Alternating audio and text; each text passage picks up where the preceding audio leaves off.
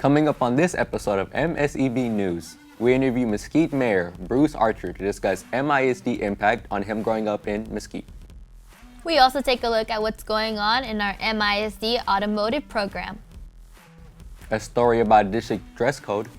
And then we see how COVID-19 has affected a local business. All this and more coming up on MSEB News.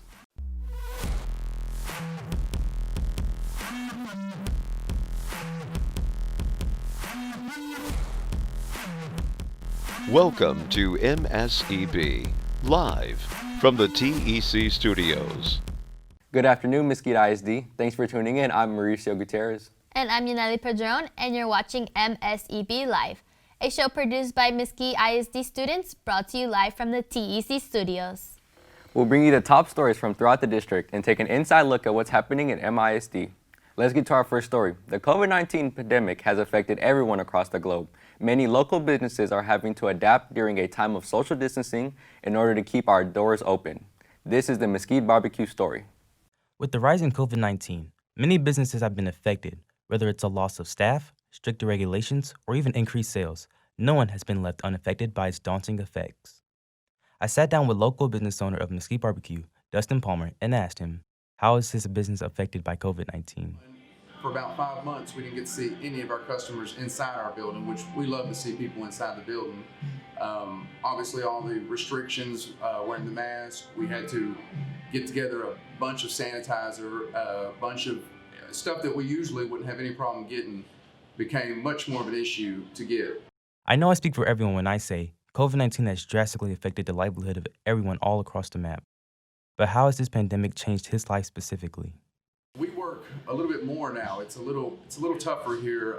Days are a little bit longer. The restrictions, especially when we had curbside, we had to transform from being just an inside restaurant to having 4 servers outside.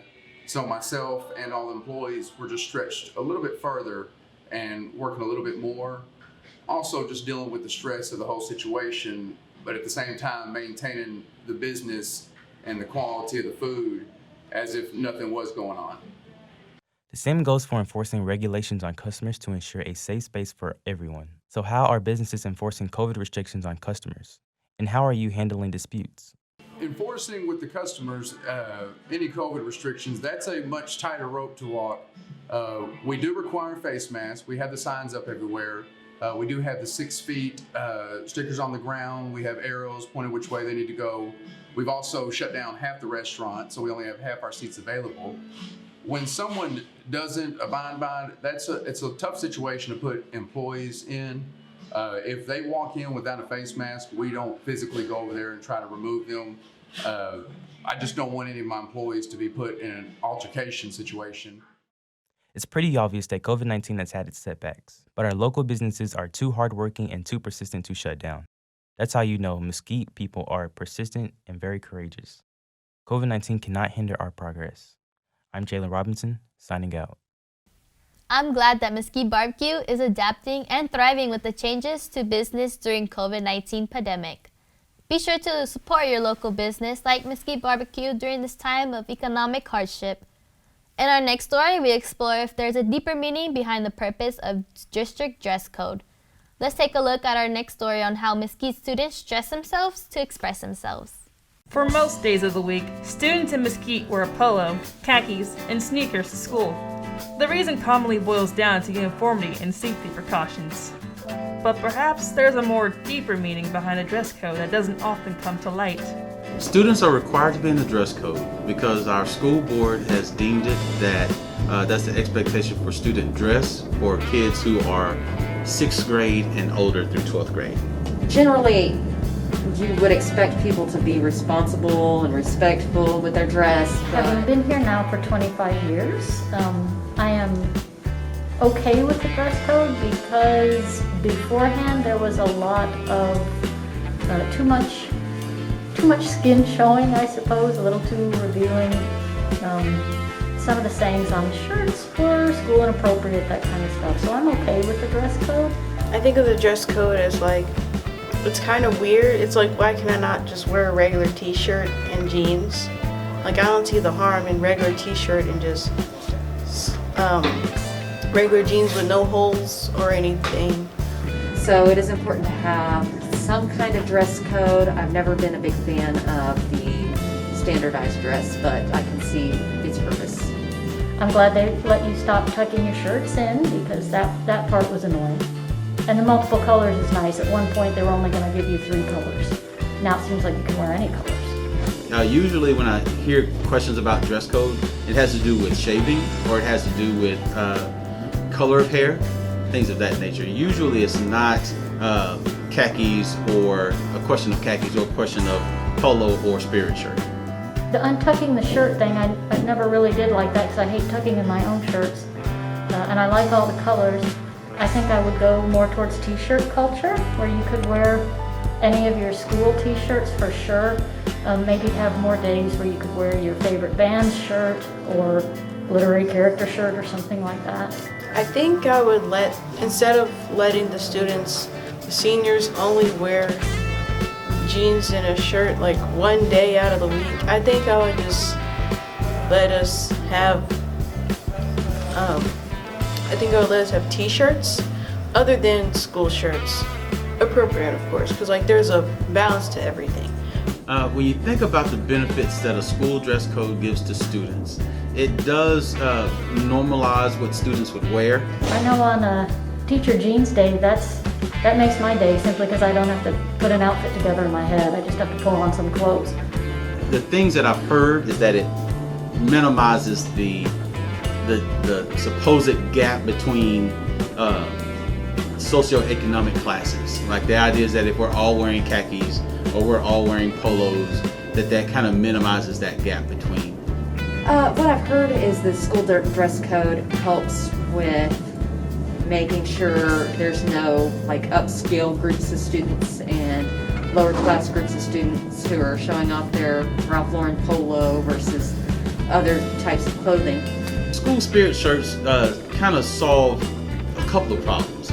So, for example, if students are wanting to get shirts to wear ahead of time, or if a student is wearing a shirt, for example, that they know is not in dress code, just because that's what they had that day, if they come down to the attendance office at the beginning of the day, they can go get a shirt, get a t-shirt, a school spirit t-shirt there to be in dress code. T-shirts are less expensive. T-shirts also give students an opportunity to show what they're involved in. It does give students an opportunity to wear something that's more relaxing. It also is used to help school organizations raise money. When organizations receive money for jeans or any other fundraiser, they have to talk about what that money is going to be used for. If it's a student organization, then the students actually vote on, and when I say a student organization, I mean like Anime Club or like Spanish Club. Those organizations, the students vote on how they'll use that money to support the student body, to support the community, to support the organization, or things of that nature. The idea of students paying for jeans, paying for that privilege to wear jeans on that day, gives them an opportunity to raise money in that way.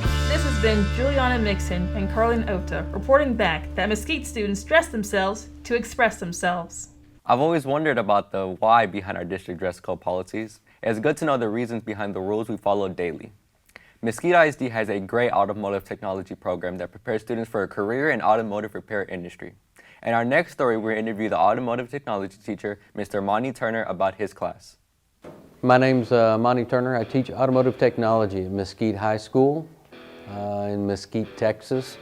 Next year I'll be at Vanguard High School, the new CTE program. I started teaching at Eastfield College. I got a phone call from one of my past instructors. I went to Eastfield College, got my associate's degree in '81, and one of my past instructors gave me a call and asked if I knew anything about the new electronic systems of that time, and I said, yeah, I was pretty well versed in it. He said, do you want to teach it? And I said, yeah, sure, I can give that a shot. So I went up and started teaching for Eastfield College and teaching the computer systems of that time, which was the first computer systems that were out, the EC3, the computer controlled technologies from General Motors and Ford. I like to teach our first year students, we start off basic, so we do oil changes, we learn about tires, how to operate the tire machines, the balancers. We move a little bit further as we go on through the year, get into brake systems, learn how to use brake lathes and machine rotors and drums. We do suspension system and learn how to use an alignment rack. That pretty much gets us through the first year and allows the students to really build slowly, but a good base of knowledge. First year students go through an MLR program, and it's maintenance and light repair. It's a certification that's through ASE, Automotive Service Excellence, and it's recognized across the board. So shops are looking at those types of certifications. Our second year classes get certified in brake systems and suspension systems through ASE also. And this is a testing program that again is recognized by all the dealerships and by all the shops. The kids pretty much excel at this, so when they leave, they're ready to walk in the door and start to work for some shop. So some of the projects that we do, we have our Cobra program, of course, that we get from Factory 5, but also we have a customer that's brought us a 1933 hot rod this year, and it came in as a bare frame. Came in with about 30 boxes of components for us to attach to that bare frame, and the students have actually been building this car from the ground up. So they learn from bumper to bumper every component, every portion of the vehicle. So it includes learning how to wire the car, how to set up the brakes, adjust the brakes, bleed them out, set up a suspension, and get it correctly aligned so the vehicle drives properly. We're a cooling system. We installed an engine, a transmission, a rear end. So the entire vehicle is actually being built by the students as we speak. So it's going to be a real neat project. We hope to have that car maybe out of here Christmas or just a little after Christmas and back to the customer, and he can do what he wants to with the body side of that. Our second year program, we have internships that we set up with Ford Motor Corporation. So Town East Ford takes my students for interns for a 6-week period of time. This last year, 5 of my students that went in as interns were asked to stay on and become technicians with the Ford Motor Corporation. So 4 of those 5 are still at Town East Ford working as technicians. I also have students that work for O'Reilly. I have some that are gone to Lexus, to Mercedes-Benz, so they're all over the Dallas area now working in different shops and with dealerships. So I feel like we're very successful at placing these kids and getting them to advance on. Whoa, this class seems like a real deal, having everything a professional auto repair garage has. I bet there's a lot of students signing up for this program at the new Vanguard High School next year. Our final story is an interview with the Mesquite Mayor Bruce Archer. Kyla asked the mayor about his time growing up in Mesquite and how it's impacted him to be where he is today. I'm Kyla Mitchell with Mseb News at Mesquite Municipal Building today, conducting a socially distanced interview with Mayor Bruce Archer. Mayor Archer was raised in Mesquite schools, which has helped him become the leader he is today. Let's find out what led him to be where he is, along with his plans for the future. It's a privilege to get to have these opportunities to kind of share my story, but also share the story of where we want to go as a community with young people. When I ran for mayor, I said I wanted our young people of every age, from elementary to middle school to high school age, to know who their mayor is, to know that my door is open. I have citizens in this office every single week. I was blessed to live in a very safe, quiet, peaceful community. Mesquite was kind of a family bedroom community for many, many years. Still family oriented for sure, but we're a little more urbanized and a lot bigger than we were back then. We had wonderful parks, lots of things for young people to do. Those are things we're working on today because we don't have quite enough for young people to do these days, in my opinion. Had great role models. My dad was city attorney for 18 years, so I was blessed to grow up around a lot of city leaders and other folks in the community that just really had a positive effect on my life, and had lots of great friends, and it was just a great place to grow up in America when I was growing up. It still is. Well, I went to several elementaries because my parents would buy a house for a few years and sell it for a profit and move to a different place, which I didn't like very much back then because I had to start over with friends. But now I'm happy about it because I made lots more friends all over town. I went to start out at Floyd Elementary, then I went to Florence Black and then Rugel. Then I went to junior high, part of 7th grade at McDonald Middle School, and then the rest of 7th and 8th at Agnew, and then Mesquite High School after that. I had some fantastic teachers growing up, some great administrators, principals that were great, just great people, great Americans. They were patriotic. They taught us, especially as young men, just some basics of self-respect and how to conduct yourself. I had some great history teachers in high school and government teachers that really influenced me a lot towards public service. So my first grade teacher, Mary Tandesky, who I still keep in touch with, she still works for the district, as a matter of fact. She oversees a program for young people that have learning disabilities in schools. I had some great teachers that, no question, helped me be who I am today. My 8th grade year was my favorite year in school. We were city champs and everything that year, so that was kind of nice. I was in track and field through the shot put and discus.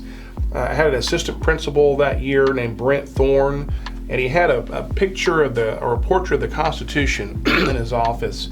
And I remember a number of times hearing some values and lessons from him that impacted me.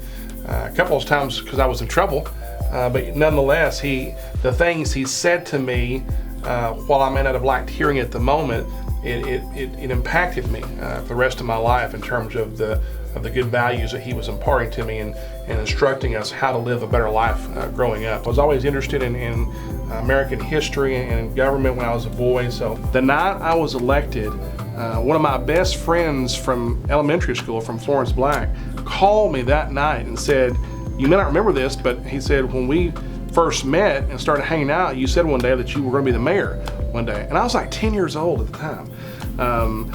So that was a neat phone call. I think in my teens, 20s, and maybe early 30s, I had an interest in perhaps state or federal government. But I think the last 10 to 15 years, having seen the impact that you can make on people's lives day to day and how much more you can help people on the local level, probably caused me to lean more towards a desire to serve in local government for city council and mayor. So MISD today compared to when I was growing up. Well, first of all, I think I already mentioned that it was a wonderful school district to grow up in, just like the city as well. Had great administrators, great teachers, and we still have fantastic administrators and teachers today. Now, public education is a lot more complicated and a lot more challenges that those public school teachers are facing today. Mesquite has a lot more poverty and challenges than it had 30 or 40 years ago. However, to tie in with that thought, I'm so proud that we do have a lot of educators in our city who are committed and devoted to making sure that every child in our community, regardless of their economic status or their background, has a fighting chance to have a piece of the American dream one day. So I'm very proud of the work our district does to make sure that all children have an opportunity for a better life. So do I get overwhelmed with being a mayor and holding a regular occupation of the real estate industry? You know, it depends. Some weeks I do. If there's certain weeks where there's a lot of things going on here with the city and my business is heavier those weeks, there's a lot of juggling going on. I may be having to just jump from one thing to the next to make sure I'm meeting both responsibilities. In Mesquite, our city charter doesn't provide for a salary for elected officials, and so it was always a more volunteer position, and it still is in a sense. However, again, as we've urbanized and the challenges are greater, leadership has to be a little more hands-on involved, and as mayor, I ran on a platform that I would be very hands-on and put the time in to do the work well. But then there's other weeks where business is a little bit lighter, and so I can devote a little bit more time to my city work. And fortunately, most of the time it balances out fairly well, and I'm able to do both fairly successfully. So where do I think Mesquite's headed in the next 5 years, and where would I like to see Mesquite go? I think that we are headed towards building our city into an economic powerhouse that, God willing, that will open the doors for wealth creation and greater job opportunities for all, and I say all, Mesquite residents. I'd like to see us continue to uplift our older neighborhoods and bring about great quality of life in those neighborhoods. I have visited a number of cities around the country, Pittsburgh, for example, a few years ago when I was at a National League of Cities convention, and I noticed that there were a number of neighborhoods much older than some of our oldest neighborhoods that had continued to reinvest in those neighborhoods. There was a lot of older housing stock, but they were still fairly well taken care of, so it's obvious they've got pretty strong code enforcement and just a lot of positives happening in those neighborhoods. And so I really believe that regardless of the age of the housing stock in each neighborhood, that we can still have a set of standards where, again, kids can walk to and from school in a safe, fairly clean, positive environment neighborhood. So that's where I think that we're going, and I think to get there, it goes back to the platform that I ran on, that we be extremely focused on the goals of becoming the safest, cleanest, more employed, and yes, kindest city in America. In fact, that last one, the kindest city in America, if we get really good at that, and we have a great neighborly focus throughout our city, it'll make those first three goals a lot easier as well, because we'll all be working together shoulder to shoulder. Some additional thoughts I would have for MISD students: become knowledgeable about your nation's history. Become knowledgeable about the civic process. Vote. And don't be moved by just what your contemporaries or your friends or even your family say about various political matters of the day. Do your own research, have your own mind on things and learn what you need to learn to be a well-rounded citizen, to make your own decisions. Be able to look at both sides of an issue. One of the greatest classes I ever took in high school and in college was speech and debate, because one of the things they require of you is you're forced to have to argue both sides of an issue. And that's really important, because in America, especially with the division that we have today, if both sides sometimes step back a little bit and thought about, it's fine for us to disagree on some things, but my gosh, there are so many things that on both sides of the divide, if they stopped and sat down and talked amongst themselves just a bit, we'd find how many things we agree on and how many of us share the same collective wants and needs for our families. Work hard at everything that you do, whether that's seeking an A in a class that you really don't care for at school, but you still want to make the best of it. If you have a part-time job, or even a full-time job, perhaps in the summer times, be the absolute best at what you're doing at that time. Whether you're mopping a floor, working in a kitchen, or working in a cubicle with a computer, or behind a register, or 100 other tasks. Be the best at that work in that moment. Always be the first to arrive and the last to leave. Build up over time a strong work ethic. Show your employers and your coworkers that you can be counted on and that you're going to work harder than anybody else. Sometimes people who succeed are not always necessarily the smartest or the brightest when it comes to be able to navigate academics or data or information. It's because they have a spirit of perseverance and that they won't give up, and they'll keep fighting through and working hard, whatever it takes. So have a whatever it takes attitude, and always have a positive and kind attitude towards coworkers, towards your supervisors, but especially those who will ultimately pay your salary and wages, the customer, or in this sense as a local government, the citizens are our customers. And read a bunch of books. I very much want to do all I can to encourage our young people to do great things. And I will just say this, like I tell, again, the elementary kids when I read to them, I'll say, will you do me a favor? One day when you come back to Mesquite after college, or when you've figured out your job situation or your family situation, if you choose to come back and live in Mesquite, we need your help. Myself and the current city council, we won't be leading this town forever. In a few years, we'll move on to other things. So each generation, this community and this nation needs young people who care and who will stand up for the principles, the freedom that we have as a nation, and stand up to keep building a nicer community for the next generation to grow up in. So I just want to make that ask of all young people to come back and help your hometown. So much of Mesquite is a part of Mayor Bruce Archer. We are lucky to have a mayor that invests back in Mesquite when Mesquite has invested in him. This is Kyla Mitchell signing off with Mseb News. Thanks for the great story, Kyla. What a great opportunity for Mesquite ISD students to learn from Mayor Archer and his example of hard work and civic duty. That wraps up this edition of MSEB News. For more information for today's stories, please visit our MSEB YouTube channel, Twitter, Instagram, and Facebook page. Thank you for joining us today. I'm Yaneli Padron. And I'm Mauricio Gutierrez. Until next time, stay classy, Mesquite.